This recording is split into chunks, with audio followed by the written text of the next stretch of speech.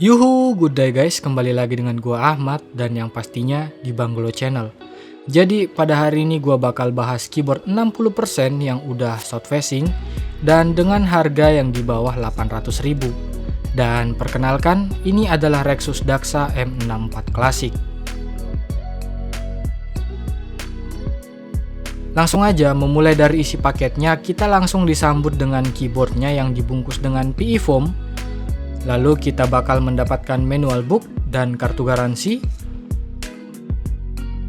kabel sepanjang 1,8 meter yang udah braided dan udah gold plate, 2-in-1 puller dan 4 buah cadangan switch, extra keycaps untuk arrow keys dan escape, dan juga ada extra keycaps untuk kalian para pengguna macOS. Untuk desain keyboard ini mengingatkan gua sama keyboard yang udah rilis kurang lebih sekitar 2 tahun lalu, yaitu Vortex Series VX64 Lite, yang produknya sempat goib pada waktu itu karena emang peminatnya itu banyak banget pada waktu itu. Dan harganya juga mirip-mirip dengan harga Daxa M64 Classic ini, tapi ada beberapa perbedaan di antara keyboard ini. Untuk layout, keyboard ini menggunakan layout 60% dengan total keys ada 64 keys. Sebenarnya untuk layout 60% keyboard ini tergolong cukup unik karena ada tambahan dedicated arrow keys dan tambahan tombol del di sebelah arrow keysnya. Lalu untuk compatibility keycapsnya, keyboard ini menggunakan ukuran 2U untuk shift kirinya dan 1U untuk shift kanannya. Jadi buat kalian yang mau beli keyboard ini dan berencana untuk mengganti keycapsnya, pastiin dulu keycaps yang kalian beli itu udah support dengan layout keyboard seperti ini. Karena nggak semua keycap set itu punya tombol shift dengan ukuran 2U dan juga 1U. Sebenarnya ini adalah keyboard pertama dari Rexus yang menggunakan layout 60%, jadi mungkin Rexus membuat keyboard ini untuk tujuan melengkapi layout dari seri Daxanya. Ada dua pilihan warna untuk keyboard ini, yaitu warna hitam dan juga warna putih. Untuk warna hitam, menggunakan keycaps dengan colorway grey untuk alfabetnya dan dark grey untuk modifiernya. Dan untuk yang warna putih seperti unit yang gua pegang ini, menggunakan keycaps dengan colorway putih untuk alfabetnya dan grey untuk modifiernya. Terdapat tambahan aksen merah juga untuk arrow keys dan escape-nya. Tapi tenang aja, kalau kalian gak suka dengan warna merahnya, kalian bisa ganti dengan warna yang sejenis, karena kita udah dikasih extra keycaps dengan warna yang sama. Untuk dimensinya, keyboard ini mempunyai panjang 290 mm, lebar 100 mm, dan tingginya 38 mm, dengan desain case yang khas banget dari varian Daxa dengan lekukan-lekukan tajam di sisi kiri dan sisi kanannya. Lalu terdapat branding logo Daxa di bagian atas sebelah kanan case-nya dan stiker di bagian bawahnya. Keyboard ini tidak mempunyai adjustable feet dan hanya mempunyai 4 buah rubber feet yang berbentuk persegi panjang. Di bagian bawah keyboard ini juga ada lekukan-lekukan yang nggak tahu juga fungsinya apa, tapi yang jelas gue kurang suka aja dengan desain case seperti ini. Tapi untungnya Rexus sudah menyediakan beberapa varian case dengan bahan-bahan yang berbeda yang bisa kalian beli secara terpisah. Lanjut, keycaps bawahan dari keyboard ini mempunyai profil XDA dengan bahan PBT die-sub yang kualitasnya agak kurang gitu sih. Masih ada beberapa keys yang printingnya kurang di tengah, contohnya seperti huruf R-nya ini. Dan lebih parahnya, gua nemuin dent di salah satu keycapsnya, tepatnya pada huruf U-nya. Gua nggak tahu apa emang semua keycapsnya seperti ini, atau emang gua aja yang kurang hoki karena dapat yang seperti ini. Tapi gua harap cuman gua doang sih yang dapat yang kayak gini. Di bawah keycapsnya ada switch dari Gateron Yellow yang udah menggunakan molding terbaru. Terlihat dari adanya jembatan yang ada di LED SMD-nya yang menandakan kalau switch ini sudah menggunakan mold terbaru dari Gateron. Ada 4 pilihan switch yang bisa kalian pilih saat kalian membeli keyboard ini, yaitu Gateron Red, Brown, Blue, dan Yellow. Tinggal kalian pilih aja mana yang menurut kalian cocok buat kalian gunain. Lalu di bawah switch-nya ada plate-nya yang terbuat dari stainless steel yang berwarna putih glossy. Yang saat gue coba scratch test, ternyata catnya gampang banget untuk nge-scratch. Stabilizer yang digunakan di keyboard ini menggunakan tipe clip-in style yang berwarna putih, yang udah pre-loop, tapi di unit gua loopnya cuman ada di ujung wire-nya aja. Stemnya juga udah rata, jadi kita nggak perlu lakuin clipping lagi pada stemnya. Tapi sayangnya gue nemuin beberapa step yang ukurannya nggak ngepas di plate-nya, jadi masih ada wobble yang cukup gede di stabilizernya. Lalu untuk PCB di keyboard ini berwarna hitam yang udah hot swap universal dan menggunakan soket dari Gateron. Jadi tentu saja kalian bebas masangin switch apapun pada keyboard ini, selama switchnya masih menggunakan MX style switch.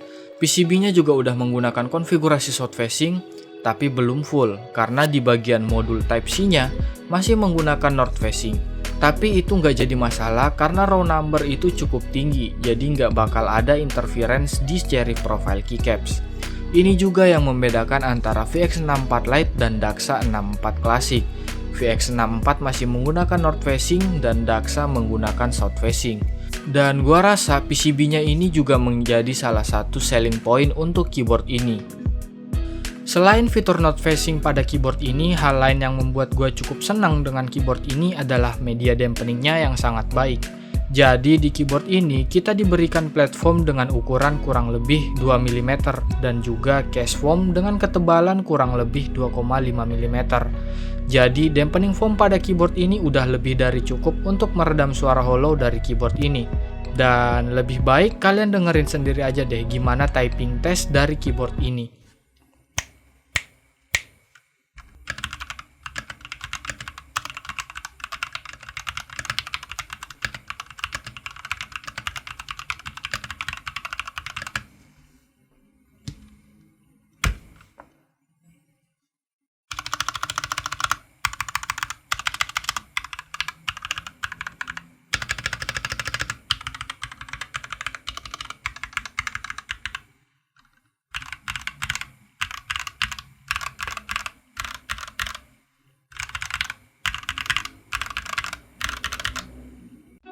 Nah, gimana menurut kalian typing sound-nya? Masih agak kurang memuaskan kan? Gue juga berpikiran sama, jadinya gue mutusin untuk sedikit modding keyboard ini biar hasilnya lebih memuaskan.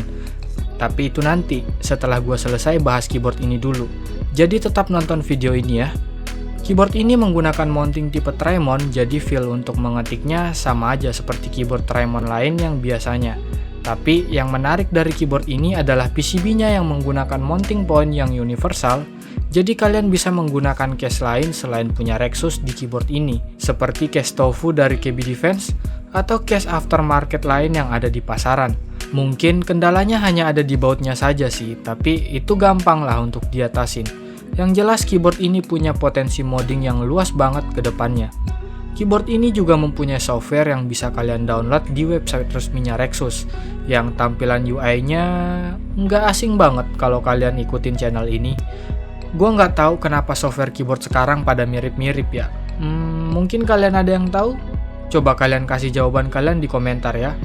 Seperti software pada umumnya, di dalam softwarenya kita bisa mengatur key assignment, mengatur makro, dan juga mengatur RGB-nya. Selain dari softwarenya, kita juga bisa mengatur RGB-nya lewat kombinasi keys, function plus tab untuk on-off RGB-nya, dan function plus garis miring dan lurus untuk mengganti mode RGB-nya. Dengan total ada 15 mode pilihan warna yang bisa kita setting. Mungkin untuk lengkapnya kalian bisa baca aja di manual book-nya. Di sana udah tertulis dengan lengkap kombinasi-kombinasi tombol function-nya. Mungkin cukup segitu aja gua bahas soal keyboard ini, dan sekarang gua mau modding keyboard ini.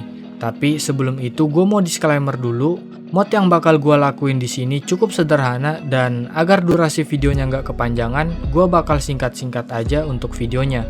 Dan berikut adalah rincian mod yang bakal gua lakuin pada keyboard ini.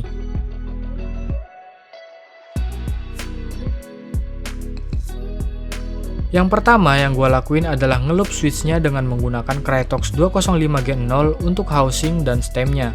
Lalu untuk spring-nya gue battle loop menggunakan GPL Oil 105. Selanjutnya gue pasang masking tape di bawah PCB-nya sebanyak 2 layer agar suaranya jadi lebih deep dan keras. Jangan lupa juga untuk lubangin di bagian mounting point-nya agar nggak ngeganjel pada saat PCB-nya dipasang.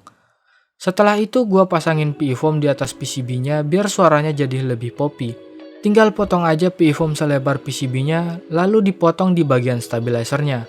Gua juga ngasih foam pad di bawah stabilizernya agar suara yang dihasilkan stabilizernya bisa lebih konsisten. Untuk stabilizernya, gue cuma nambahin loop aja di wirenya menggunakan Krytox 205G0. Sebelum gue pasang stabilizernya, gue lakuin dulu band aid mode menggunakan Hansa Plus. Gue pasangin di samping stabilizer yang masih wobble biar stabilizernya nggak wobble lagi. Setelah itu, gue pasang kembali semua komponen keyboardnya dan selesai. Berikut adalah typing sound keyboard ini setelah dimoding.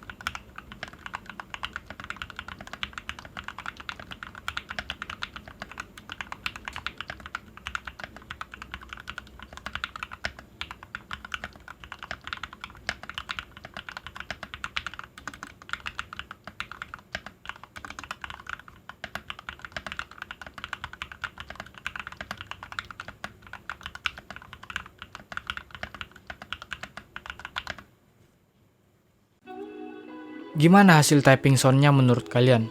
Udah lebih baik dari sebelumnya kan? Untuk kesimpulannya, keyboard ini bakal cocok banget buat kalian yang cari keyboard compact tapi masih butuh arrow keys. Keyboard ini juga bisa jadi opsi buat kalian yang dulu sempat ngincer Vortex Series VX64 Lite tapi nggak kesampaian karena udah sold out duluan. Out of the box, keyboard ini emang bukan yang terbaik sih kalau masalah feel dan suaranya. Tapi mengingat harganya yang ada di bawah 800.000, gua rasa wajar-wajar aja sih. Terlebih lagi yang kita dapatkan dari harga segitu udah affordable banget.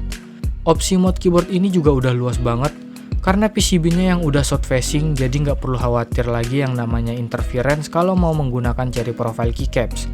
Dan mounting point-nya yang universal juga memudahkan kita untuk mengganti case-nya dengan case lain yang ada di pasaran. Jadi mungkin sekian dulu video gua kali ini. Jangan lupa like, komen, dan subscribe agar gua lebih semangat lagi dalam membuat kontennya. Gua Ahmad, pamit undur diri and see you.